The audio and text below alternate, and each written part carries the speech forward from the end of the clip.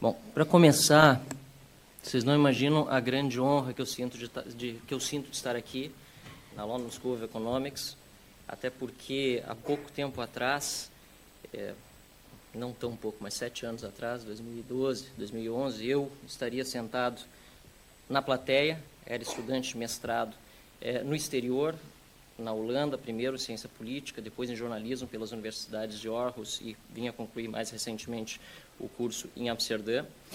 E essa oportunidade que cada um de vocês tem aqui de debater sobre o Brasil é muito importante. Mais do que isso, eu quando estava aqui talvez tinha o mesmo pensamento que vocês hoje têm, o que alguns de vocês já me revelaram ontem, o de que, pô, aqui é tão bacana que eu vou querer continuar a fazer alguma coisa com o Brasil, mas ficando aqui no exterior.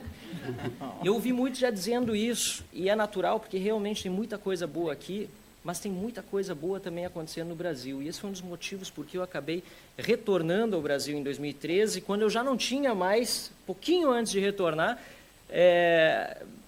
não tinha mais perspectiva de retornar mesmo ao Brasil no curto prazo. Já estava empreendendo no exterior, tinha trabalhado no governo holandês durante o período, estava conseguindo fazer aquilo que muitos daqui gostariam de estar fazendo, ou seja, empreendendo, mas viajando para o Brasil, porque a minha consultoria de relações internacionais e de comunicação atendia pessoas que aqui na Europa querem ter contato com brasileiros e vice-versa. Mas acabei fazendo um caminho de volta e esse caminho de volta, para mim, hoje me dá muito orgulho, muita satisfação por ver que o Brasil, de fato, está mudando e vocês todos que estão aqui prestando atenção em todos os debates, participando numa sala cheia que há 4 anos não existia, porque é a 4ª edição, né, desse evento, também demonstra que realmente há um interesse cada vez maior por discussões abertas, por diálogos sobre o futuro do Brasil. E o tema da democracia é o tema do momento, não só no Brasil, no mundo todo.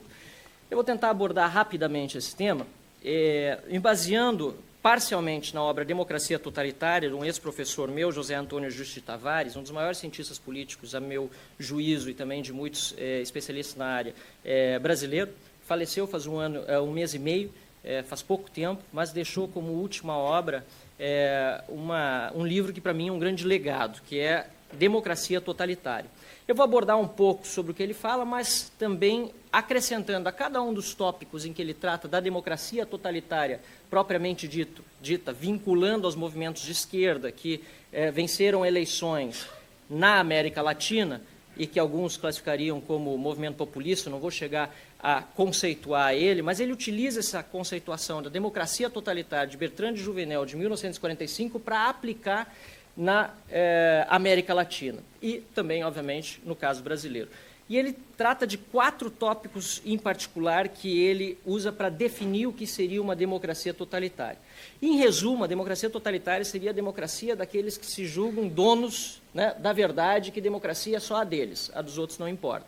Né? Não é a democracia que nós entendemos como a democracia aplicada nos países que, enfim, por exemplo, aqui onde nós estamos, no Reino Unido, vários países avançados democraticamente, são os que é a democracia liberal, né, onde se defende liberdades e garantias fundamentais, democracia constitucional, onde esses valores estão esculpidos numa Constituição, uma democracia representativa, ou seja, que tem eleições para que representantes do povo estejam no parlamento decidindo no dia a dia o que acontece. Para cada um dos valores, ou para cada uma das conceituações da democracia totalitária que ele dá no aspecto da esquerda, eu vou incluir uma da política tradicional, até para evitar maiores polêmicas, porque engloba tanto aqueles partidos de esquerda ou de direita, ou, mais propriamente dito, paternalistas, clientelistas, fisiológicos, que dominaram a história brasileira, sobretudo nas últimas décadas. A primeira conceituação é a de simplificação brutal da realidade, né, de vencedores e perdedores. Para que haja vencedores, é necessário que haja obrigatoriamente perdedores. Né, uma eterna disseminação da ideia do conflito, e vem muito da ideologia marxista, né, o conflito de classes. Para ter classe rica, tem que ter pobres. Para ter classe proletária, tem que haver donos de meios de produção. Algo que estava muito circunscrito quando Marx estudou e escreveu suas obras, principalmente o Capital, lá no século XIX, mas que a gente sabe que com a nova sociedade de massas e com as novas tecnologias e as revoluções industriais que se seguiram, mudou muito, mas que passou a ser uma outra forma de disseminação da ideia de conflito. Né? Conflito entre raças, conflito entre gays e heterossexuais, conflitos entre diferentes, enfim, aptidões, que são disseminadas na sociedade por meio de movimentos políticos, colhendo indignação como resultado. E foi o que a gente acabou vendo nos últimos tempos. E aí eu entro com um segundo aspecto, um aspecto meu de reflexão, que é a velha, agora já velha, discussão da tal da polarização. Muitas pessoas falam mal da polarização, e ela é muito negativa quando ela impede que haja debate. E às vezes acontece isso. Se você está pensando à direita, eu não quero falar com você porque eu sou de esquerda, e vice-versa. Ou pior ainda, quando chega às vias de fato, quando chega a violência propriamente dita, completamente execrável. Agora, a polarização, quando ela vem de um processo em que se quebra uma hegemonia de pensamento e uma forma única de defender ideias para passar a uma forma de ver uma direita e uma esquerda, ela é importante para passar para a pluralização. E aí sim é aquilo que a gente vê nas nações mais democráticas. Eu posso ser de direita, mas sempre vai ter alguém mais à minha direita e vai ter alguém mais à minha esquerda. Eu posso ser de esquerda, mas sempre vai ter alguém mais à minha direita ou mais à minha esquerda. O que nós não podemos admitir é o domínio dos extremos no debate, e que esses extremos acabem pervertendo a democracia desde dentro. Aí ele entra com o segundo aspecto, que é o domínio nos países da América Latina, nos anos recentes, de partidos políticos que buscaram subverter a democracia desde dentro, corrompendo instituições e dizendo: nós somos os únicos corretos e nós estamos aqui democraticamente eleitos e por isso temos o direito de fazer tudo o que nós quisermos, inclusive, como nós vimos, roubar, roubar e roubar. Essa é uma das características que o autor traz e que eu incluiria ainda nesse momento que nós vivemos agora, uma segunda característica que é que levou a essa primeira, que foi o cansaço das pessoas já naquela época em que começaram as eleições desses partidos mais à esquerda, com a política tradicional, também muito corrupta, fisiológica. Poucos partidos políticos representando a nação brasileira. E, aliás, eu gosto de dizer isso porque muitos acham que nós temos partidos demais no Brasil, mas o que nós temos hoje é uma cartelização de poucos partidos políticos autorizados pelo Estado a funcionar. Hoje, no nível local, poucas pessoas se sentem à vontade para participar da política em municípios porque não se sentem representados pelos partidos que aí estão. Porque veem que, se filiarem a um partido político, vão acabar sendo confundidos com as lideranças desse partido político e, sendo confundidos com essas lideranças, passarão a ser mal vistas pelo seu meio mais próximo e, portanto, não há a intenção de se voluntariar para concorrer a um cargo, por exemplo, de vereador. Por que motivo o Brasil, que é uma federação, obriga que todos os partidos políticos sejam nacionais? Justamente porque o cartel de partidos políticos se organizou não apenas para saquear a nação, mas também para ter acesso exclusivo ao fundo partidário, que é um dinheiro público para financiar as atividades dos partidos políticos. Creio eu que a cláusula de desempenho, agora criada e que restringe o acesso dos partidos políticos hoje existentes ao fundo partidário, permita uma nova renovação e uma nova abertura partidária para que, no nível municipal, as pessoas também possam participar da política, criando os partidos políticos, sem precisarem recolher mais de 500 mil assinaturas. Afinal, não terão acesso ao dinheiro público garantido e, ao mesmo tempo, terão a possibilidade de começar, no seu próprio local, a mudar a sua realidade. Essa é, para mim, a mais importante das reformas políticas, a que permita liberdade de criação partidária, sem acesso ao dinheiro público. Eu faço parte do Partido Novo, aliás, que não usa um centavo de partido público, e que permita também que essas pessoas possam, se assim desejarem, concorrer de forma independente. Afinal, nós vivemos uma nação em que se pode votar livremente, mas não se pode ser votado. O terceiro aspecto é o ativismo político de tempo integral com dinheiro público. E aí nós vemos também o que acontece em todas as nações, em particular no Brasil, com sindicatos, mais uma vez com partidos políticos, com ONGs, mesmo com organizações empresariais, como o Sistema S, que recebe dinheiro público, todos esses, para manter as suas atividades, muitas vezes sem que haja atrelamento à vontade da população. Quem disse que eu, que defendo o partido A, estou de acordo com que o dinheiro que deveria ir para a saúde e para a educação financia as atividades do partido B? Por que isso está acontecendo? Porque, mais uma vez, acaba se concentrando esse recurso público nos partidos já existentes, reduzindo a possibilidade da participação popular das pessoas nas bases na atividade política.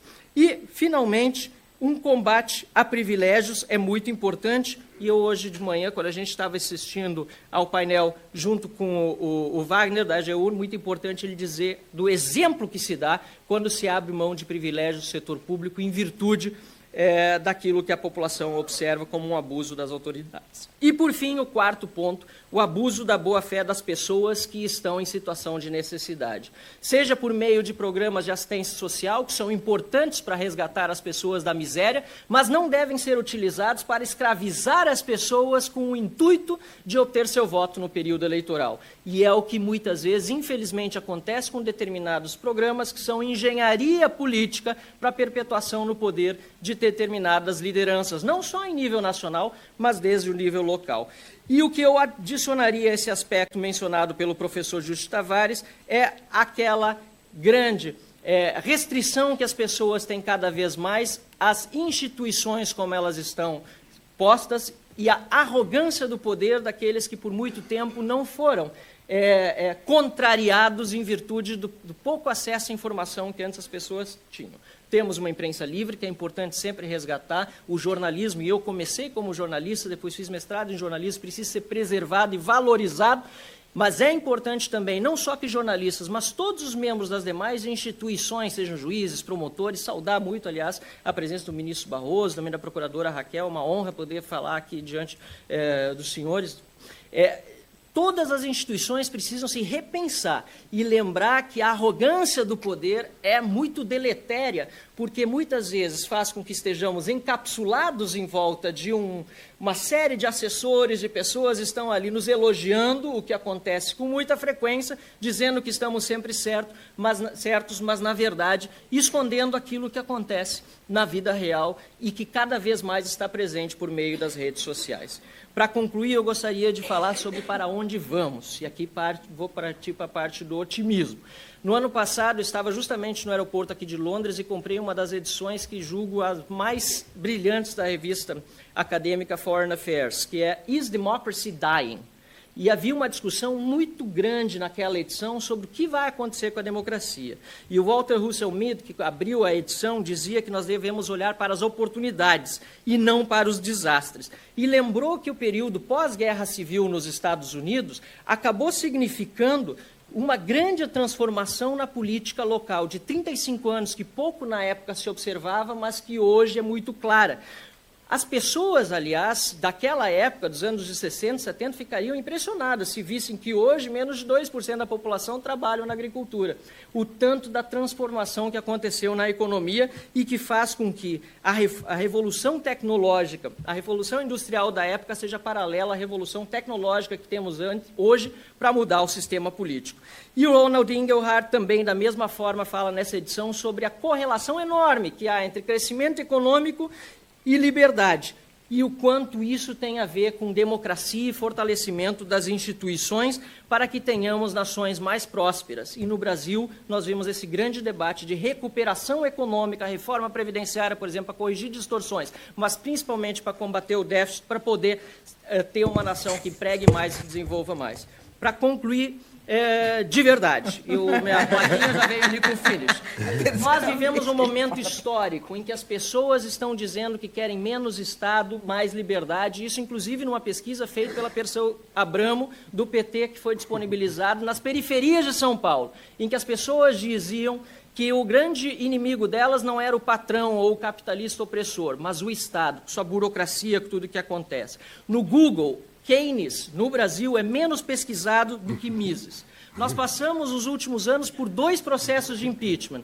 Temos 2 ex-presidentes, um cumprindo pena e outro que foi preso há pouco e deve voltar a cumprir pena em seguida também na cadeia. Vários ex-governadores, Operação Lava Jato, demonstrando que a corrupção precisa ser combatida e não importa o partido, não importa se é empresário grande ou político, se corrompeu e se roubou, precisa ir para a cadeia. E nós temos muita gente nova entrando na política para fazer a diferença. Algumas pessoas vão passar por um período de adaptação que é natural, afinal de contas, mais de 100 deputados federais, colegas meus, começaram a atividade política como deputado federal, e é natural que haja uma confusão inicial. Mas o mais importante é que a maior parte das pessoas que estão se engajando na política hoje no Brasil pensam como eu pensava quando eu acabei tomando a decisão difícil de deixar tudo para trás na Holanda e passar a empreender politicamente de novo no Brasil. Eu não quero viver em outro país, eu quero viver em outro Brasil. E essa é a responsabilidade de todos nós.